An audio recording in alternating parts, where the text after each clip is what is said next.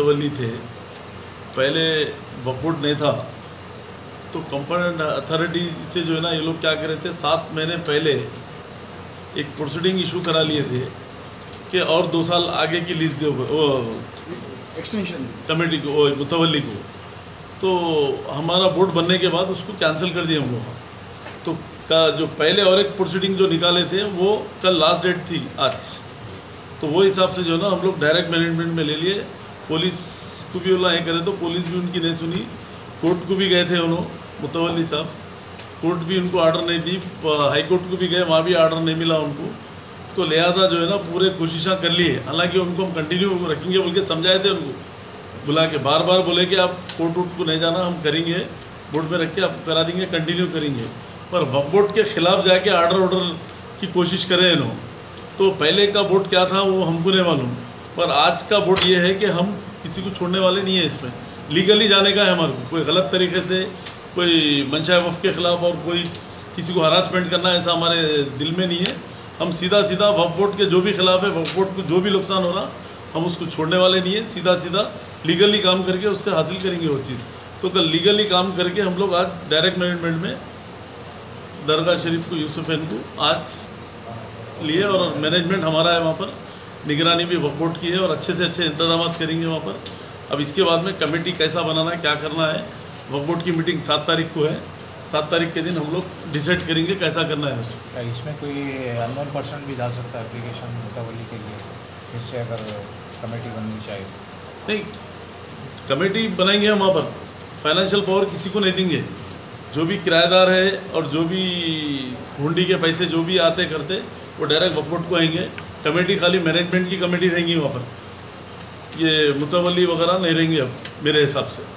पर फिर बोर्ड क्या डिसीजन लेता, बोर्ड में रख के हम लोग डिस्कस करके, अगर मुतवल्ली भी अपॉइंट करना है तो मुतवल्ली भी अपॉइंट कर सकते हैं, मगर अभी हम वो नहीं बोलते कुछ भी।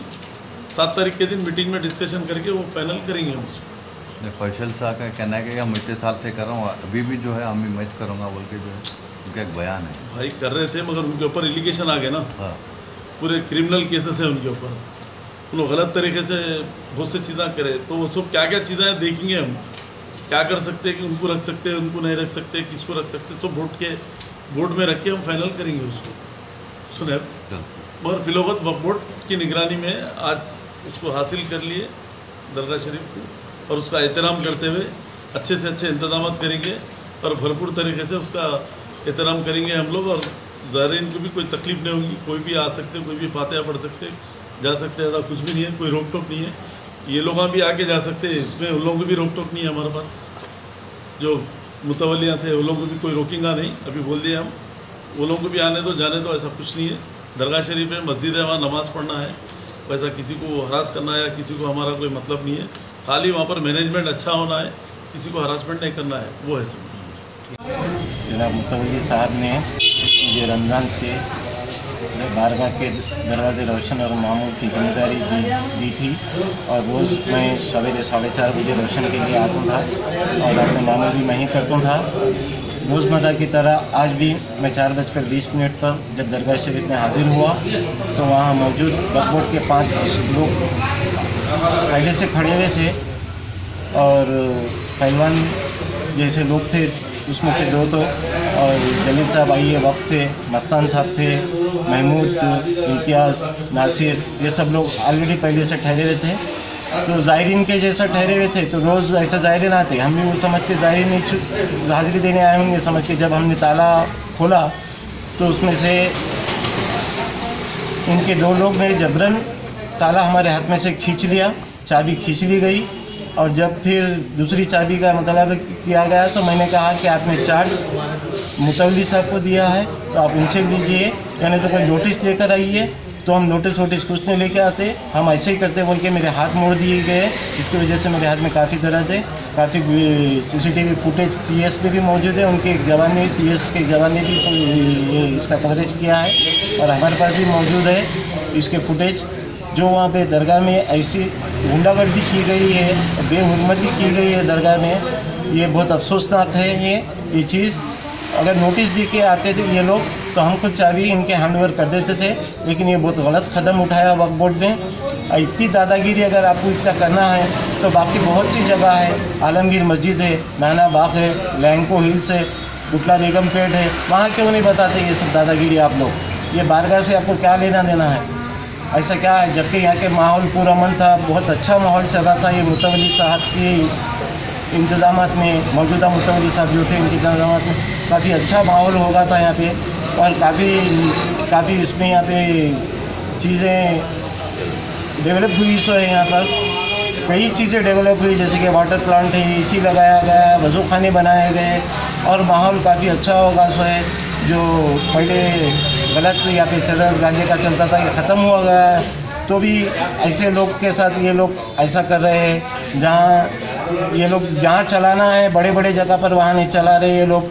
और इसी तरह जबकि वक्फ बोर्ड को ये चीज़ मालूम भी नहीं कि वहाँ पे खिदमत किस तरह की जाती है, रोशन किस तरह क्या किया जाता है, ये सब वो लोग को नॉलेज भी नहीं है। वो लोग लेके कैसा करेंगे बारगाह का ये सब? तो मैंने शिकायत दर्ज कर दी गई है कि मुझे जबरन वसूली, ऐसा हाथ मोड़ के ऐसा वसूली की गई है मेरे पास से चाबी। तो पुलिस में शिकायत दर्ज कर दी गई है। पुलिस ने कहा है कि वक्फ बोर्ड सीईओ से बात हुई सो है, तो सीईओ ने ये कहा है कि यहाँ के इंस्पेक्टर मधुकर स्वामी सर को कि ये हमारी प्रॉपर्टी है, वक्फ प्रॉपर्टी है, जिस पे हमें नोटिस देने की ज़रूरत नहीं है, हम जब चाहे ले सकते हैं, ये प्रॉपर्टी हमारी है। तो इसमें बिना नोटिस के एक्ट में ऐसा कोई एक्ट नहीं है जो हमें नोटिस देना पड़े, बगैर नोटिस के हम ले सकते हैं, हमारे पास पावर है। बोल ये पता नहीं अब जब ये क्या मान रहा है कि जब वक्फ बोर्ड जैसा आते, मुझे भी पता चला कि वो अंदर दाखिल हो गए खिदमत के लिए, ऐसा बताया गया कि खिदमत के लिए दाखिल हो गए, और काफ़ी लोग उनके साथ थे, खिदमत के लिए घुस गए अंदर, जबकि उन्हें भी कोई आर्डर्स नहीं है अभी फिलहाल। और ये मामला अदालत में अभी है, और पीर के दिन इसकी सुनवाई होने वाली अदालत ज़ेरे अदालत है, और ये कंटेम्प्ट है ये, जबकि ज़ेरे अदालत मामला है, और आप ये ऐसी हरकत करें तो ये शर्मिंदगी है इस पर वक्फ बोर्ड। जबकि एक तरफ कह रहे कि फलाही बहबूद के काम कर रहे, ये तरीक़ा है क्या? फलाही बहबूद के काम इसे कहते हैं क्या? ये तरीक़े है क्या फलाही बहबूद के काम के? फैसल अली शाह ने इस पे रिन्यूअल पे आपके जो है स्टे ला लिए बोल के बता रहे थे। स्टे ला लिए, लेकिन वक्फ बोर्ड ने स्टे वेकेट के लिए एक CRP दाखिल कर दी गई है, और मौजूदा मुतवल्ली ने इंप्लीट किया है उस CRP को, जिसकी सुनवाई पीर के दिन होने वाली है। और वक्फ एक्ट के हिसाब से जो CRP दाखिल की गई है, वो CRP पे इससे पहले वक्फ के एक्ट के हिसाब से कि इसमें खुला लिखा गया है कि जब तक ये अपील सक्सीड नहीं हुई, पूरे चार्ज मौजूदा मुतवल्ली के हाथ में होल्ड द पूरे चार्ज मौजूदा मुतवल्ली के हाथ में रहेंगे बोल के, ऐसा एक वो भी है, एग्रीमेंट ऑर्डर्स भी है ये कोर्ट के। तो अपील ऑलरेडी एक बार डिस्पोज हो गई, फिर वो अपील ओपन हुई सो है, अपील नंबर 7 है वो ओपन हुई सो है, तो फिर वही चार्टर लागू हो जाते कि पूरे चार्ज ये मुतवल्ली के हाथ में रहते हैं। तो उसके कानून के ख़िलाफ़ भी ये लोग गए सो है, और कंटेम्प्ट टू कोर्ट भी हुआ सो है, जबकि अदालत में ये मामला मौजूद है अभी, और इसकी सुनवाई पीर को होने वाली है। दूसरी तरफ आप भी जो है वक्फ बोर्ड हाई कोर्ट से ऑर्डर आप भी लेके आ रहे हैं जी। तीसरी तरफ फैसला भी ऑर्डर जो है वक्फ बोर्ड से लेके आए जी। तो इसको आप कैसा देखते हैं कि बारगाह यूसुफैन को सियासत का अड्डा मुनक़िद किया गया गवर्नमेंट की जानिब से?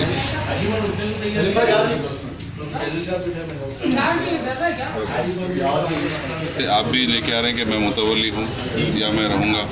एक तरफ फैसल बाबा को भी ऑर्डर मिल गया है 4 हफ्तों के से कि फैसल बाबा भी मुतवल्ली के तौर के ऊपर जो उनके बर्खास्त का ऑर्डर दिया गया था वो भी बर्खास्त हो गया 4 हफ्ते के से, तो अब उन्होंने भी मुतवल्ली बन गए, आप भी मुतवल्ली है, अब वक्फ बोर्ड भी अपने आप को मुतवल्ली बनाना चाह रहा है। तो क्या इस चीज़ के पीछे सियासत का बाबा दरगाह यूसुफैन को अड्डा बना दिया गया है, या इसमें पैसों की या ज़मीन की लालच की वजह से आप तीनों अपना हिस्सा लेने के लिए लड़ रहे हैं?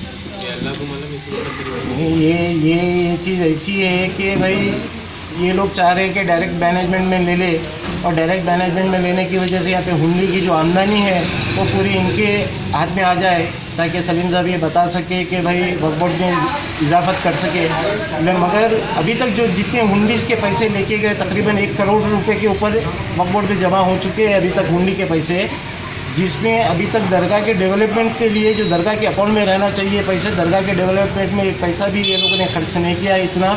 जो दरगाह डेवलप यहाँ पे तारक खाने देखिए, समा खाना देखिए, ऐसी हालत में है कि कभी भी गिर सकता, ऐसी हालत में है कि नमाज जब मुसल्ली नमाज़ पढ़ते हैं तो ऊपर से रेती की जाती है। थोड़े टाइम पहले सलीम साहब भी आके देख के गए और उन्होंने ये तयक्कुद भी दिया कि यहाँ पे एक महीने 1 साल के अंदर इसको नंबर 1 तेलंगाना की नंबर 1 दरगाह बना देंगे। लेकिन अभी तक उसका काम शुरू नहीं हुआ। सो है ये 1 महीना हो चुका है और जो पैसे यहाँ से लेके जा रहे हैं और 6 महीने से यहाँ के स्वीपर्स की भी तनख्वाह नहीं दी जा रही है, ना इमाम मुअज्जिन की तनख्वाह दे रहे हैं लोग। अभी तक ये लोग कुछ भी नहीं किए। जब ये क्योंकि आप लोग भी 1.5 साल के ऊपर होगा लेके, आप लोग क्यों नहीं मरम्मत कराए इसकी? हम मरम्मत कराने के लिए हमारे हाथ में कोई फंड्स नहीं दिए ना सर, वो लोग खाली रेंट्स दिए। सो है उसमें जो खर्चा होता है वो चले जा रहा पूरा खर्चा, जो स्टाफ सैलरी है, वहाँ खिदमत है, और 1.5 लाख रुपये मंथली रेंट्स आता। उसमें स्टाफ सैलरी प्लस खिदमत प्लस जो भी मेंटेनेंस रहता है वो पूरा खर्चा हो जा रहा है उसमें। इवन उसके बावजूद भी मुतवल्ली साहब ने 5-6 महीने की तनख्वाह स्वीपर्स को दी गई है। 2 साल लंगर किया उन्होंने, जो 2 साल लंगर किया वो भी ऑलमोस्ट 10 लाख रुपये का लंगर हुआ, उनकी तरफ से हुआ लंगर हो। आज आंडी टुडे टीम दरगाह सुबह पहुंची। आज हम बात करेंगे जनाब फैसल अली शाह, जो कि 87 से आप इस दरगाह की खिदमत अंजाम दे रहे हैं। हेरिडेटरी मुतवल्ली भी है आप। अभी कल रात में 4 बजे वक्फ बोर्ड ने जो एक बीच में किसी और को मुतवल्लीशिप देकर गैर कानूनी तौर पर जो है उनको मुतवल्लीशिप दी गई, ये फैसल अली शाह साहब का कहना है। आइए हम बात करते हैं, इनसे तफसीलात हासिल करते हैं। जब ये जो मुतवल्लीशिप दी गई, क्या ये गैर कानूनी थी? जी बिल्कुल गैर कानूनी है ना। आपको वक्फ एक्ट में लिखा हुआ है 64(6) के तहत कि जहाँ हेरिडेटरी पहले 64(2) के तहत सज्जादे के राइट्स प्रिजर्व है, मुतवल्ली के रिमूव, मुतवल्ली के राइट्स जो भी पर्सनल राइट्स है, घर है, उसको रहने का है, जो भी चीज़ें हैं, सब ये खिदमत करने का है, स्पिरिचुअल। और सज्जादा नशीन बोलते उन्हें तालीम देने वाला, ये वक्फ बोर्ड वाले सज्जादगी करके तालीम दे सकते बोलिए आप? नहीं, इनको क्या मालूम, इनको खिदमत करते करते हमारे पास तरीक़ा है खिदमत का, जो 100 साल से चले आ रहा। और ये बहुत बुरी बात है, ये हमारे मशाइखिन को भी इस पर नोट लेना चाहिए कि इन लोग जो है ये खिदमतों में बदल दे रहे, 300 बरस के रसूमात बदल दे रहे। अब जाके तिरुपति में बदलो, जाके दूसरी जगह बदलो, कहाँ बदलते, वहाँ नहीं बदलते ना। नहीं, इन लोगों का ऐसा महसूस होता कि सिर्फ शरीफों को तंग करने के लिए इदारा बना, रजीलों को तो बड़े बड़े ओहदे दे रहे, नहीं शरीफों को तंग कर रहे। और मैं आपसे कुछ भी, मेरे को तो परसों जो ऑर्डर आया उसमें मेरी रिमूवल ऑर्डर ही उन्हें स्टे दे दिया उसके ऊपर, तो मैं मुतवल्ली की जगह पे आ गया। मेरा मैनेजमेंट होना चाहिए। नहीं, मैं फिर भी उनको बोला मेरे को नको भाई, तो आप लिख जाओ, गल्ले लिख जाओ, आप वो किराए लिख जाओ, जो आमदनी है लिख जाओ, कहो आप। मैं खिदमत तो मेरी है ना, खिदमत में आप दखल ही नहीं दे सकते, आपका कानून ही नहीं दे सकता। आप कौन से मजाज से, कौन से तरीके से आप दखल दे रहे हो उसमें? नहीं। और पहले ये मुतवल्ली को करे, यहाँ रिसीवर कायम करना चाहिए था 64(6) के तहत। रिसीवर के कायम करने के साथ ये लिखा हुआ है उसमें कि मुतवल्ली के राइट्स को सेफ गार्डेड करने का उसको बोलना, जो भी वहाँ का रिसीवर रहा। नहीं तो पहले इसका अपॉइंटमेंट ही गलत था, फिर बाद में क्या करे, फिर और कुछ पैसे खा के एक्सटेंशन भी दे दिए, बोर्ड नहीं था जब, वो सलीम साहब आते ही कैंसिल कर दिए। क्योंकि अब उन्होंने शरीफत भी है बेचारे, उन्होंने तो कानून का काम करेंगे। मैं समझता हूँ ये कोई नीचे वालों की बदमाशी है, इस किस्म की हरकतें। ये तो चेयरमैन साहब, अभी ये चेयरमैन साहब का ही ऑर्डर था, जो सीओ का ऑर्डर बोला उन्हें मेरे। अभी आपको क्या बोले? सीओ का ऑर्डर बोले।